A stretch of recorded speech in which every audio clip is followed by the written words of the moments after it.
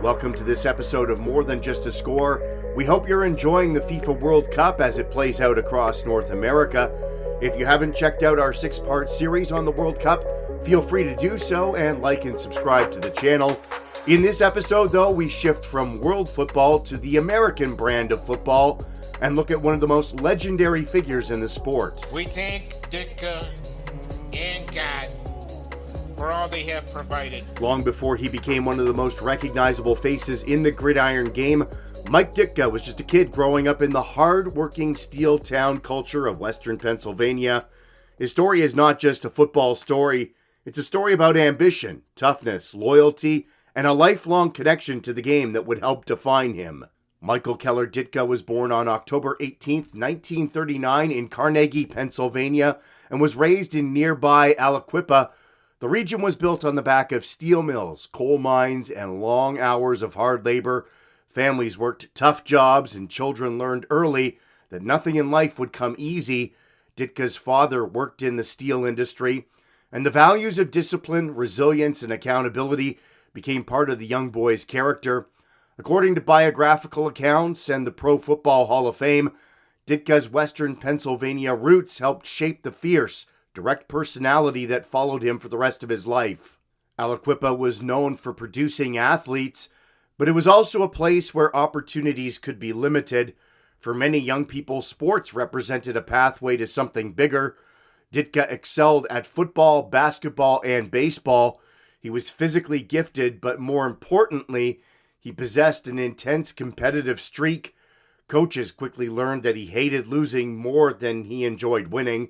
At Aliquippa High School, Ditka became a standout athlete under Coach Pres Maravich, the father of future basketball legend Pete Maravich.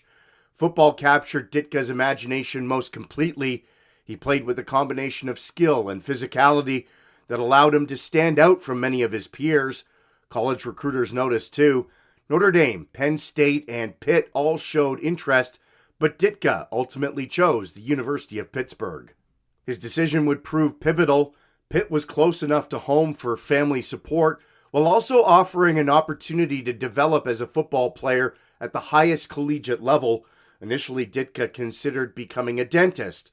Football, though, soon became an undeniable passion. At Pitt, Ditka developed into one of the best tight ends in college football. He was a powerful blocker and a dangerous receiver, as well as a relentless competitor. In an era when tight ends were often viewed primarily as blockers, he demonstrated that the position could be much more. His versatility made him invaluable. He was also a multi-sport star in college, playing both baseball and basketball in addition to football. Now, by his senior season, he had become an All-American on the football field and was one of the most respected players in the country. The National Football Foundation notes that Ditka was a consensus All-American at Pitt, an honor that placed him among elite college players of his generation. Opposing defenses struggled to contain him. Teammates admired his intensity. Coaches appreciated his willingness to do whatever it took to win. Those years at Pitt also reinforced the traits that would later define his coaching style. Ditka demanded effort from himself and everyone around him.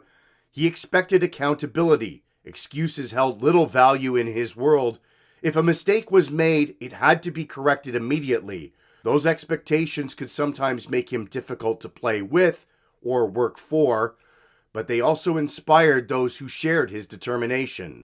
When the 1961 professional football drafts arrived, Ditka was among the most coveted prospects available. Both the NFL and the rival AFL wanted him. The Chicago Bears selected him 5th overall in the NFL draft, while the Houston Oilers picked him in the AFL draft. Ditka chose the Windy City, opting to join the Bears in Chicago. The fit seemed perfect. The Bears were one of football's most storied franchises. Led by the legendary George Halas, Chicago valued the toughness and discipline that fit Ditka's personality. From the moment he arrived, he made an impact. His rookie season was extraordinary. He caught 56 passes for more than 1,000 yards and scored 12 touchdowns. For a tight end in the early 60s, those numbers were remarkable. He was named the NFL's Rookie of the Year and immediately established himself as one of the league's most exciting players. More importantly, he helped change perceptions of the tight end position. Before Ditka, many teams viewed tight ends primarily as blockers. Ditka, though, demonstrated that they could be major weapons in the passing game. His combination of size, strength, and athletic ability created matchup problems for defenders. Future generations of tight ends would follow the path he helped to create. Chicago fans quickly embraced him. He played the game the way the city liked to imagine itself. Hard-nosed, physical, and uncompromising. He rarely backed down from a challenge. He played through injuries and demanded excellence. In 1963, Ditka helped lead the Bears to the NFL championship. The victory was one of the defining moments of his playing career. Chicago defeated the New York Giants 14-10 at a frigid Wrigley Field. In a city that loved toughness and cold weather football, he became an ideal representative of the Bears tradition. Throughout the 1960s, he remained one of the league's premier players. Pro Bowls became routine. All-Pro honors would follow. His reputation as one of football's toughest competitors grew with every season. Yet his relationship with management was occasionally strained. Ditka was outspoken and fiercely independent. He was never afraid to challenge authority if he believed he was right. That personality trait sometimes clashed with Halas and the organization as a whole, and in 1967, the Bears traded him to the Philadelphia Eagles.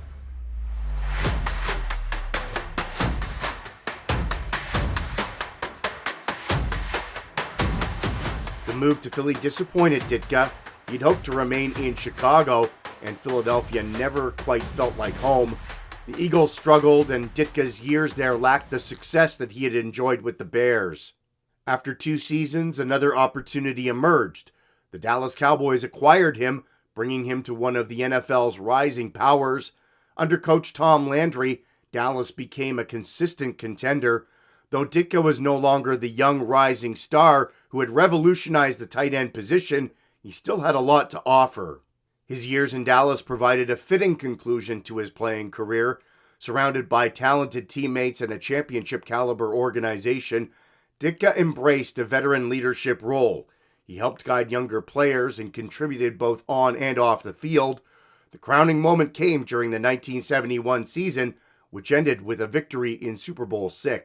On 3rd and goal, Staubach. Touchdown! Mike Ditka.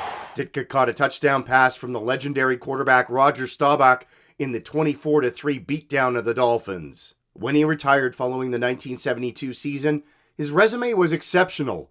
Pro Football Reference lists his career totals at 427 receptions, 5,812 receiving yards, and 43 touchdowns. More importantly, he'd helped to redefine an entire position. Future stars such as Kellen Winslow, Tony Gonzalez, Rob Gronkowski, and Travis Kelce would play a tight end position that had largely been shaped by Mike Ditka's influence. He would later be named to the NFL's 75th and 100th anniversary teams. Retirement for Ditka wouldn't last long. Football remained in his blood. Tom Landry invited him to join the Cowboys coaching staff in 1973. The transition felt natural. Ditka possessed a deep understanding of the game and the ability to motivate players. Coaching allowed him to channel that same intensity that had defined his playing career. Working under Landry provided an invaluable education. Landry approached football differently than Ditka.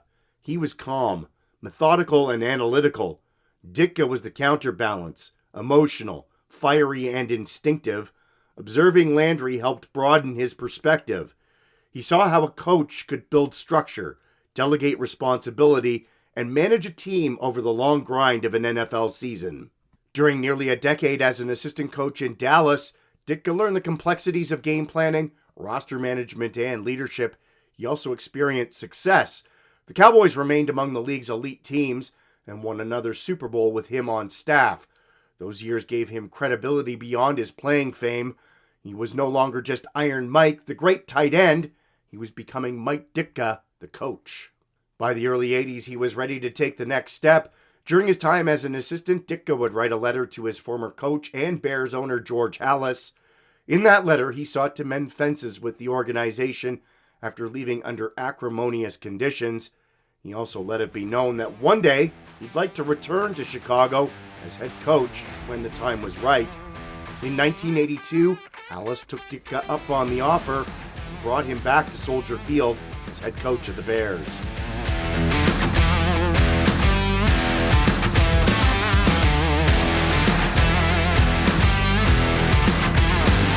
The hiring electrified the city.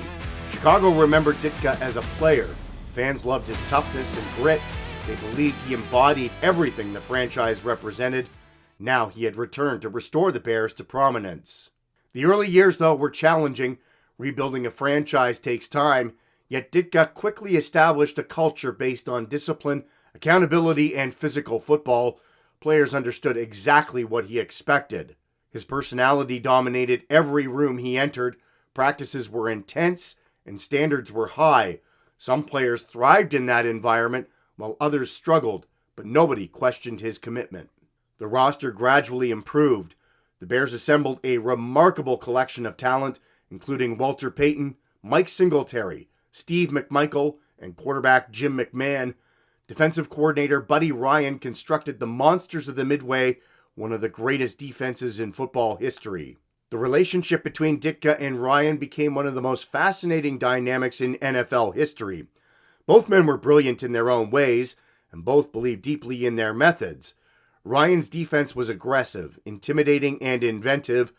Ditka wanted the whole team to reflect his command. At times, the two coaches clashed openly, creating tension inside one of the most talented teams ever assembled.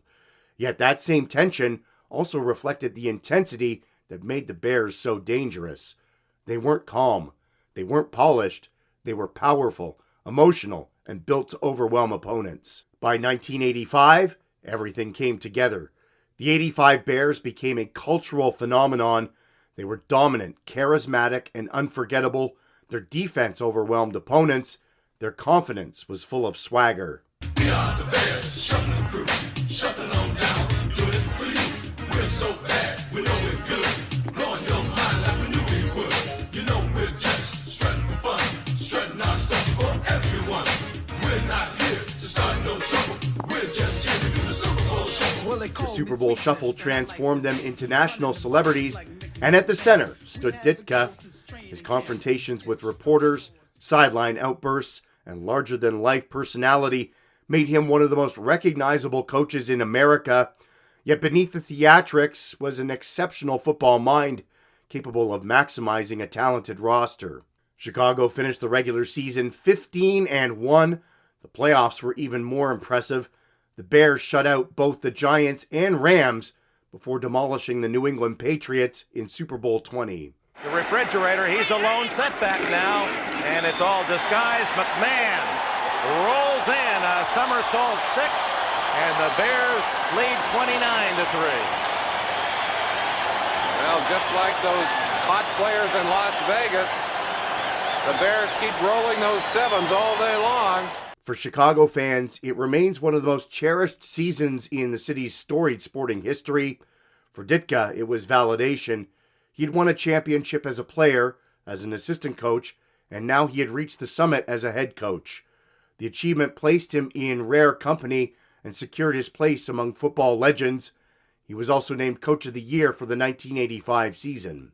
Even that triumphant Super Bowl carried one lingering regret.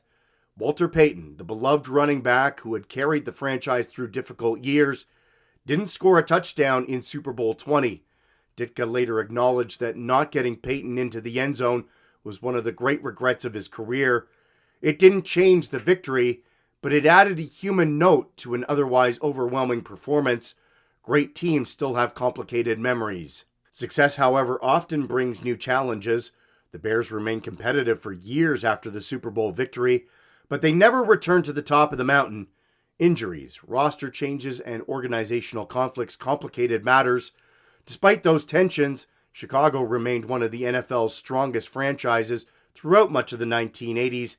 Ditka guided the team to multiple division titles and playoff appearances. He would also be named the NFL's Coach of the Year in 1988, which was further proof of his success extending beyond just one magical season. Yet expectations remained enormous. In Chicago, the one championship had fans dreaming of several more.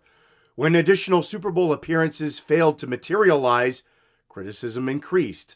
By the early 1990s, the team's performance was declining.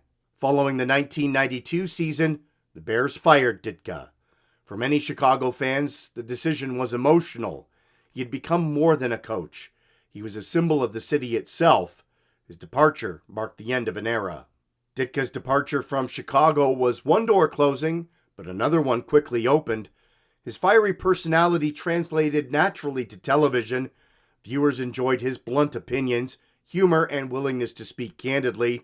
He became a football analyst, bringing the same straightforward style that had characterized his coaching career. Television expanded his national profile. People who had never watched him play or even coach became familiar with his commentary. He was entertaining because he was authentic. Whether viewers agreed with him or not, they always knew where he stood. Still, coaching continued to tempt him. In 1997, the New Orleans Saints hired him as head coach. The move generated enormous publicity. Fans hoped he could replicate the success that he had achieved in Chicago. Unfortunately, the results just never matched expectations. The Saints struggled during his tenure. Injuries, roster issues, and questionable personnel decisions hampered progress. One infamous draft day trade cost New Orleans nearly its entire draft class, plus additional picks in subsequent drafts, in pursuit of running back Ricky Williams in 1999. The move would become one of the most criticized in NFL history. Williams' rookie season would spell the end of the line for Ditka in New Orleans. The Saints went 3-13, and after 3 losing seasons, Ditka was fired, and with that, his coaching career came to an end.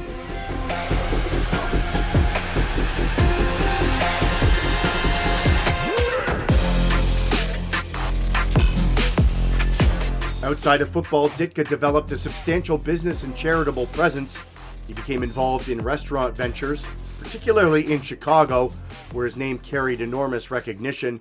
His restaurants attracted sports fans, tourists, and locals eager to experience a piece of Chicago football culture. Charitable work also became important to him. Through foundations and fundraising efforts, he supported numerous causes, including organizations helping children and individuals with developmental disabilities. While his public image often emphasized toughness, many charitable partners described a deeply generous side of his personality. Family also remained central. Despite the demands of football, Ditka valued his relationships with his second wife, Diana, and his children. Friends often noted that the intense public figure differed from the private man who enjoyed quiet time with family and close friends. His love of golf also became legendary. Away from football, the golf course offered relaxation that still had a competitive nature to it. Predictably, he approached golf with the same determination that he brought to everything else. Meanwhile, popular culture also embraced him. Few football coaches have crossed into mainstream entertainment the way that Ditka did. He appeared in television shows, commercials, movies, and comedy sketches. Gentlemen, today, history witnessed one of the most monstrous acts of betrayal ever committed in the annals of man. A crime whose enormity will not be fully comprehended for generations to come. For on this day, your organization has fired Coach Ditka, an act which will forever bring disgrace upon a certain team that is known as the Bears. He appeared on sitcoms, sports programs, and late-night television. He also hosted radio shows and served as a commentator. Advertising campaigns frequently featured him because audiences responded to his authenticity.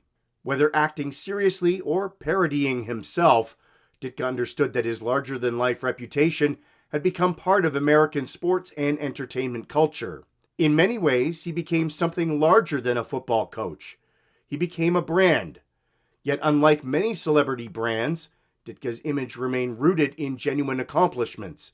His reputation was built on championships, Hall of Fame performances, and decades of involvement in the sport. His induction into the Pro Football Hall of Fame in 1988 represented one of the highest honors of his career.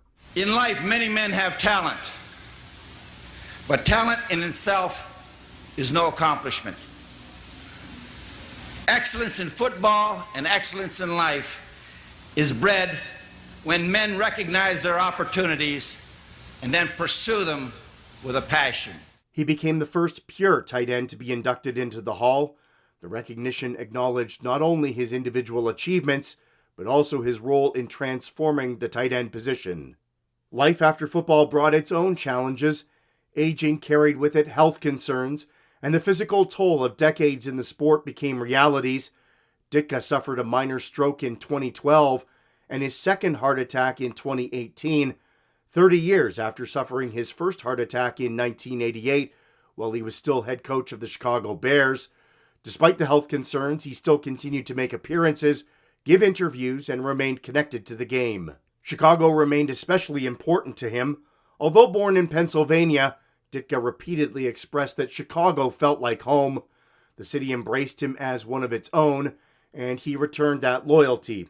Even decades after coaching the Bears, his connection with Chicago fans has remained remarkably strong.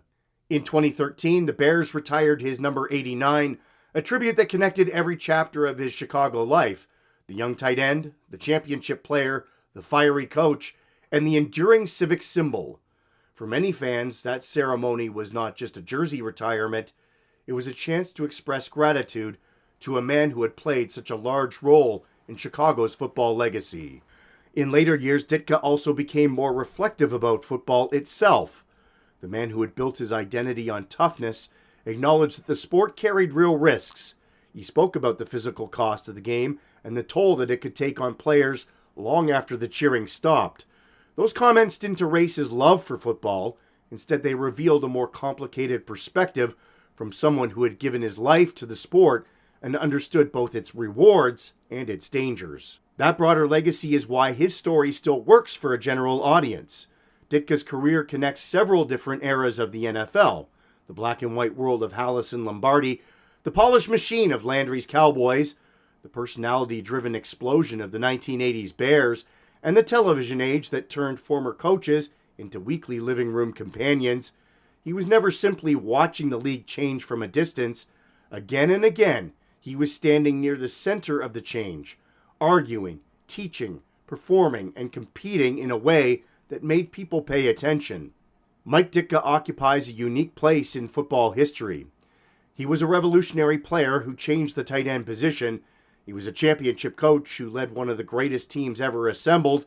He was a broadcaster, businessman, actor, and cultural icon. He even once considered a run for public office. Ditka carried deeply conservative views and was urged by several Republican Party officials to run in 2004 for a vacant U.S. Senate seat in Illinois. He decided not to pursue that seat, citing business and personal reasons for the decision. That may have historical significance. Had Ditka ended up running and winning, it might have derailed the ascent of Barack Obama, who would win the seat and then 4 years later would become president of the United States. Years later, Ditka would say that he regretted not running in 2004 and that he believed that Obama was the worst president in history. But regardless of prominence in the wider culture, the boy from western Pennsylvania who once dreamed of escaping the steel mills will be remembered as one of the most recognizable figures in American sports. His story is about much more than wins and losses. It's about gritty persistence and an unwavering commitment to excellence in the game of football. Whether it was catching passes for the Bears, hoisting the Lombardi Trophy, or delivering sharp television commentary, Mike Ditka remains one of football's enduring personalities. The game has changed dramatically since he first took to the field, but Mike Ditka's determination, toughness, and competitive fire remain timeless and central to the sport. And that's why his legacy endures. Long after the final game, and long after his coaching days ended, Mike Ditka continued to stand as one of the defining figures in football history. Iron Mike became much more than a nickname. It became a symbol of a life spent refusing to back down from challenges and refusing to settle for anything less than his best. If you enjoyed this snapshot into the life and legacy of Mike Ditka, hit the like and subscribe button, and be sure to join us next time when we look for more than just a score.